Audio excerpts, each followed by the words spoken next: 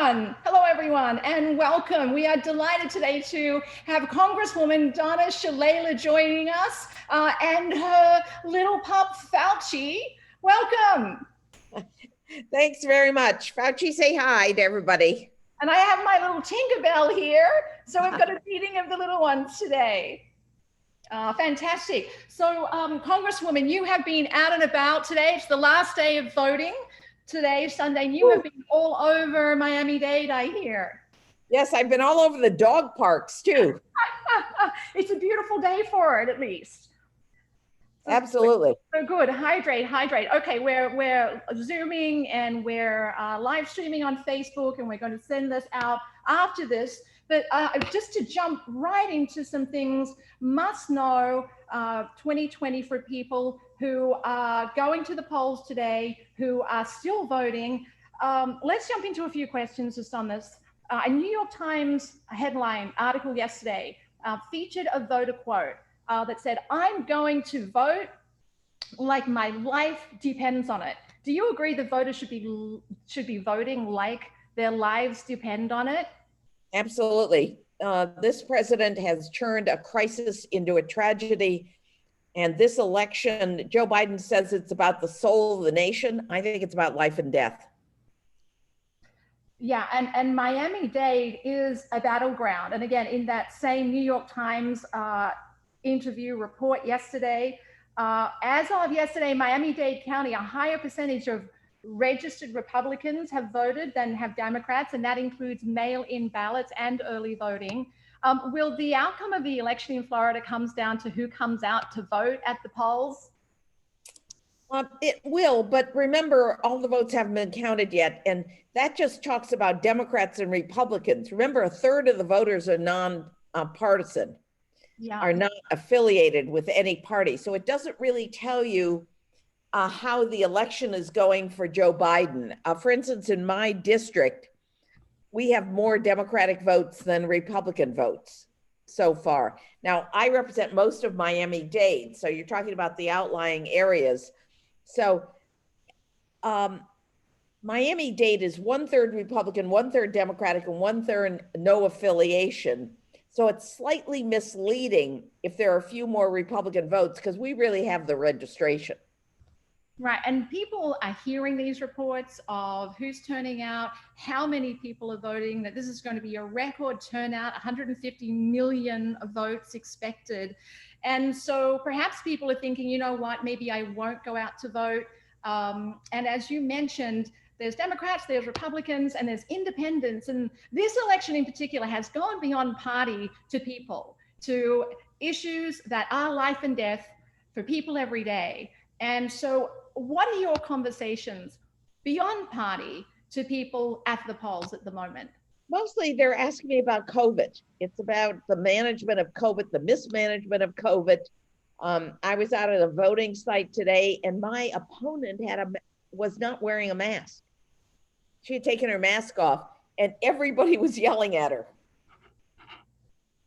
And so because people get it, but right. It's COVID, it's pre-existing conditions, and it's drug costs. It's all healthcare.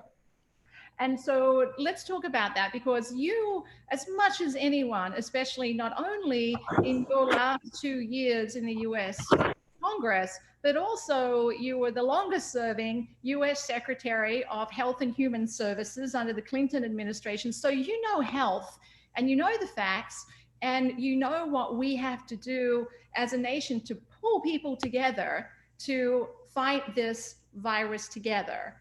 And it's not just fighting a virus, it's obviously the economy, it's helping small businesses, it's helping families have food on the table.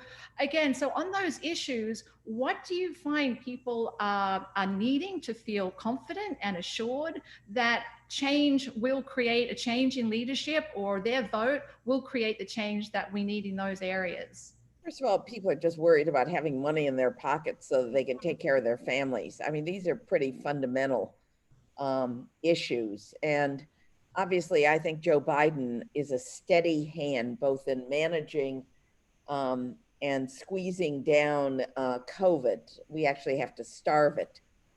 And and that he will have a plan for doing that. We can open the economy gradually only if we've starved the virus.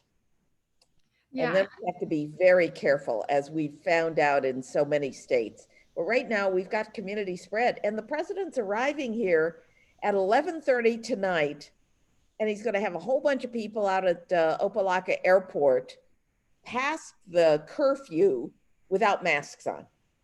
I mean, that's more people are going to get sick in Miami. He's coming to Florida to spread the virus. And so you mentioned about shutting down the economy. And that's something we hear thrown around all the time. Joe Biden's going to shut down the economy. People are afraid. Small businesses are afraid. I was just going along Ocean Drive this morning. I live down on Miami Beach and Lincoln Road.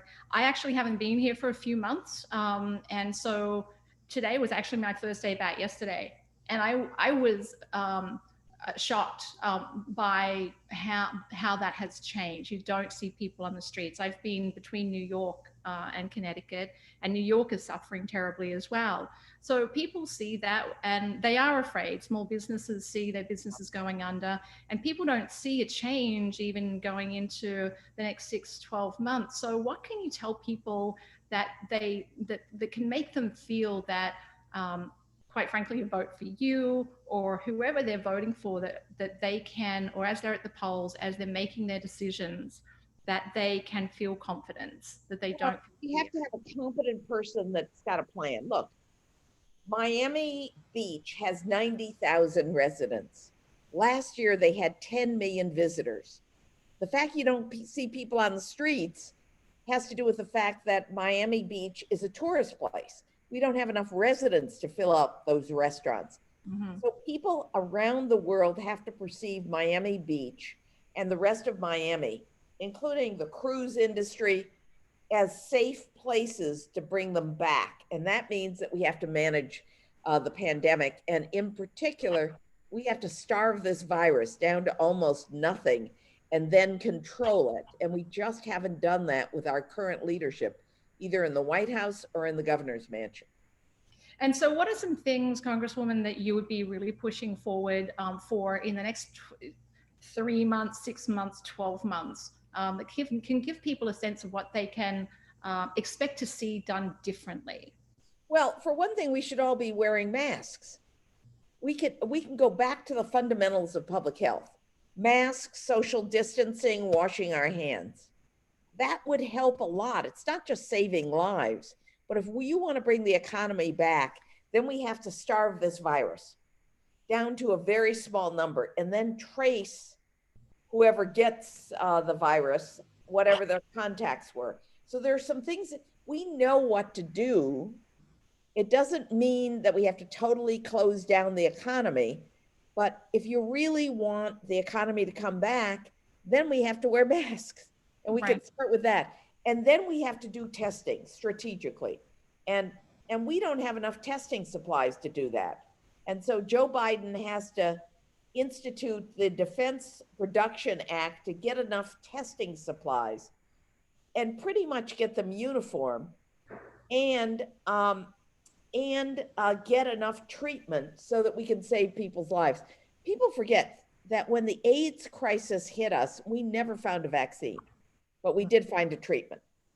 And we changed people's behavior. That made a huge difference. That's what we have to do here.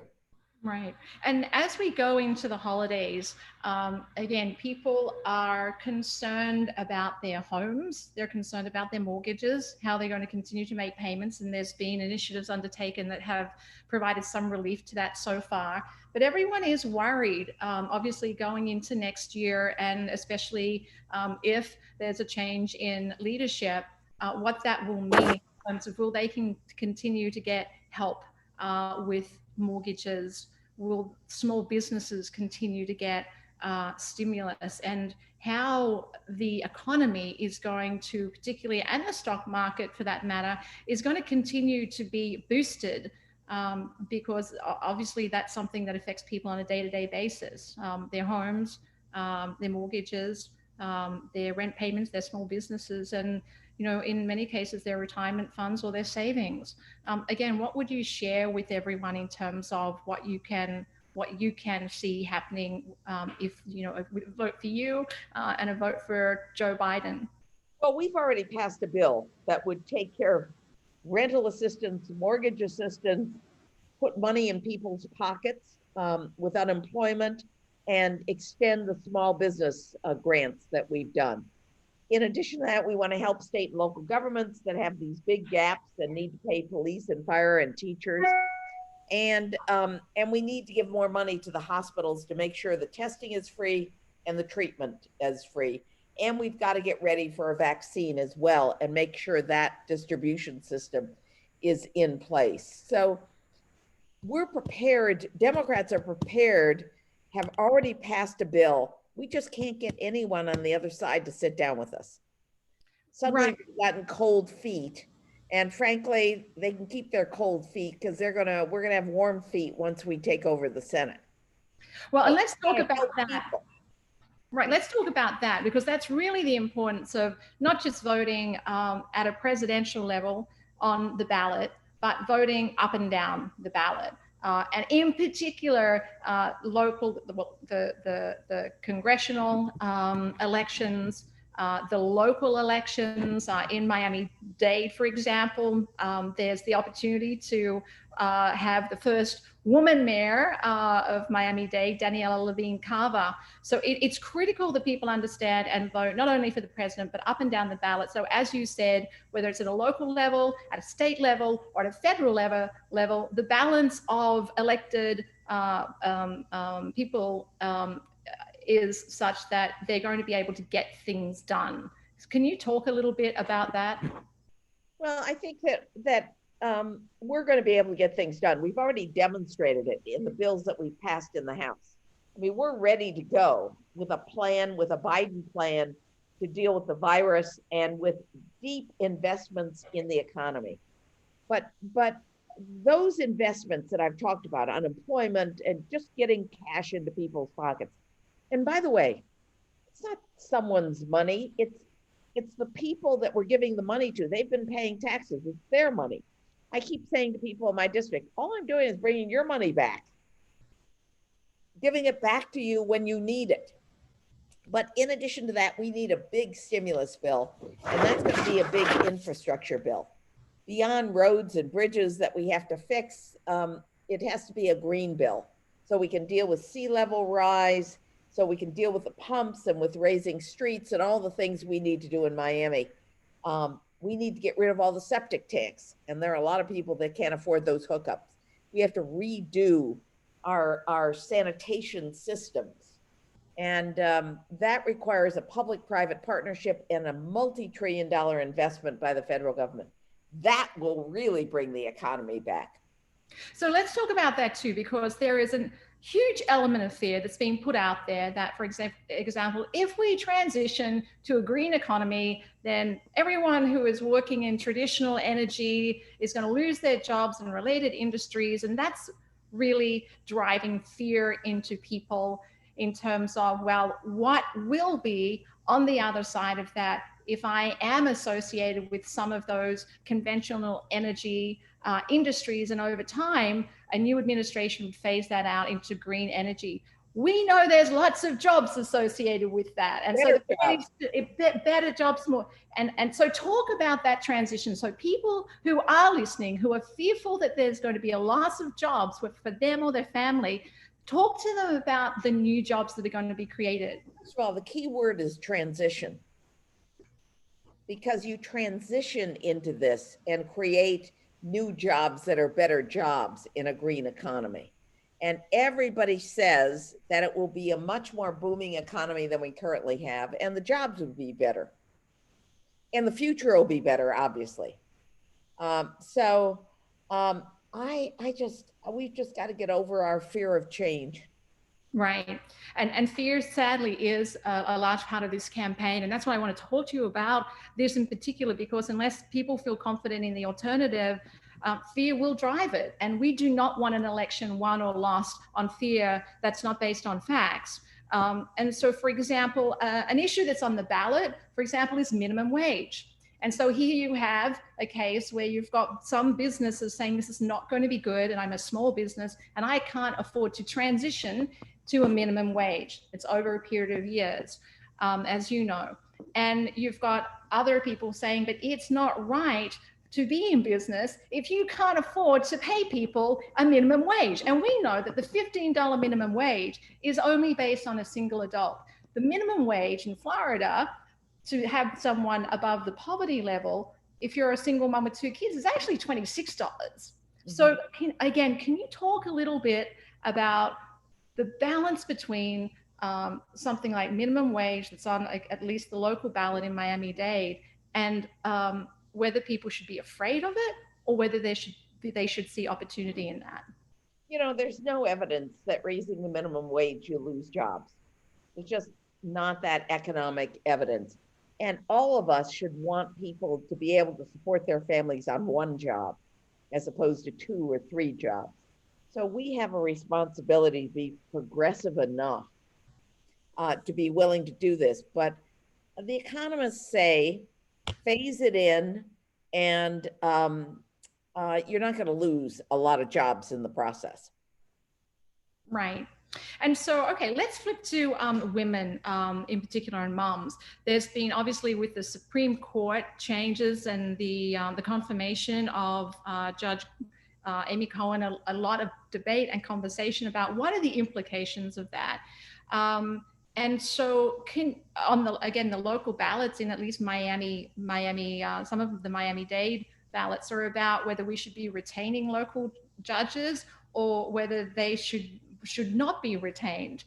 Can you talk to people a little bit about, again, at the local level as well as at the national level, what they should be paying attention to, so that whether it's local or state or national, people are really aware of the implications of these kind of decisions and what they can do to make sure that, again, we are all moving forward equally as we move forward? Well, you know, we're interested in equal pay for equal work. We're interested in women's reproductive health. I mean, all these things are affected by the judiciary. There's just no question about that.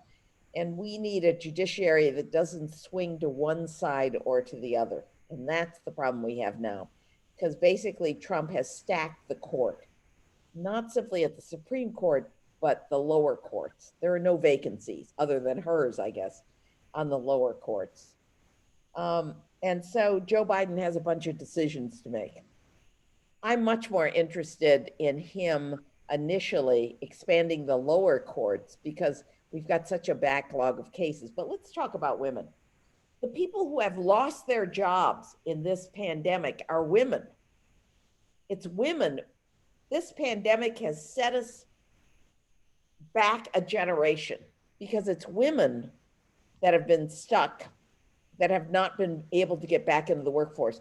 And listen to what Donald Trump has said. I'm going to get your husbands back in the workforce. But it's been women that have been in the workforce in large numbers, and they're getting stuck now. Someone has to stay home with the kids. The kids are not in school. And so we have a huge economic problem related to women. And that's why we have to get rid of this guy. Because he's thinking in the 1950s, and we have to, when we bring employment back, we have to bring it back for women too. That means paid family leave, childcare investments, getting the schools open again safely. I mean, there are just so many things we have to do. Well, that was exactly my question to you. Again, at the polls, I'm sure you're hearing from those women and mothers who are still struggling, especially not only from a reduction in their work or unemployment or reduced hours, but also with the kids not being in school and how they manage that, and with health access and health insurance becoming potentially an even bigger struggle. So what are you saying, and what would you say again to women who are listening to this, who are maybe on the edge of deciding, you know, which way to go? Again, how can you paint a picture to those women that give them a sense of confidence that, you know what, there's a way to do this better that will be for the better of all of us, especially for women and especially for moms? Well, first of all, there's no edge here. It's the Democratic Party that has protected women all these years, whether it's Social Security or Medicare or equal pay for equal work, or the women and mortgage credit, which allows us to count a, a woman's income along with her partner to buy a house. All of these progressive measures that have brought women into parity have been done by Democrats. So in this crisis, women shouldn't hesitate at all. There's nothing that Donald Trump has done that's pro women's progress. In fact, it's the opposite. So jumping then from that to just knowing the ballot, because people can understand those issues and then get to the polling booth and look at the ballot and be completely confused. That's why you have to have a plan. You have to do your research. Right. So let's talk to us about that. You can get advice from lots of people. The Miami Herald gives you advice this morning on the ballot issues as well as the judges and everything else. And or you could do your own research. The League of Women Voters will give you some advice. I mean, there are lots of ways. And if you go to vote, the Democratic Party will give you a slate and tell you their recommendations. But you have to have a plan and you have to do some research. Yeah, and I know again, on my ballot, there was 3 double-sided pages, and I spent about 2 hours because some of those issues are very local issues that affect everything from development in the area to whether your county commission has powers to do things with or without voter approval. Some of them sound good, but they may have some tricks because of the way they're worded. So you have to do your homework. Right. Now there's everybody has to have a plan. Right. So there's sample ballots available online in most counties. Yes, sample ballots are available, and many of us got our ballots mailed to us, so we had plenty of time. Right. To go through them, but you can download a sample ballot and then do your research. Right. So people who have not gone to the polls yet, big advice: make sure you get your sample ballot, read it. Otherwise, you are likely to be surprised at the polls by some of the read it and mark it and take it into the polls with you. Right. So talk about that too. So to be clear, people can mark up a sample ballot that they've printed. Take it in with them. They can take it into the polls. They can take their phone in, with all that information. Right. Now, there has been instances where people have been told by people supervising that you can't have your phone. So people need to be able to say, I'm not making a call, I'm not taking a photograph, I'm simply looking at my sample ballot, and people are well within their rights to do that, right? Absolutely. And if they have a problem, what should they do? What they really should do is download a sample ballot and write down everything, so it's quicker. Okay. All right. So everyone, sample ballots. And just kind of to wrap up, because we're going to keep this to 30 minutes. We know you're out and about all the time and you probably need to drink more water than you're already drinking. You've been described as a leader and a fighter. And this election is as much as anything about leadership and how we treat each other. So as some final words, what do you feel is fundamentally at stake in 2020 and the importance of voters choosing leadership of which we can be proud and confident and get back as a united country? I vote for leaders that see me. I don't think that campaigns are about the candidates. I think they're about people's lives. And we have to vote for candidates that understand people's lives and want to help people improve their lives. This election is about who we are as a country and as a people. How we're perceived around the world is important, but it's really about decency, about whether we want to lift people out of poverty, give our children all the opportunities. It ought not to make a difference whether a kid is born in Star Island or in Little Havana in terms of their opportunities. That's what elections are about. I actually think elections are about the future. I've told young people the reason they should vote is because the election's about them. It's about the future and who can anticipate the future.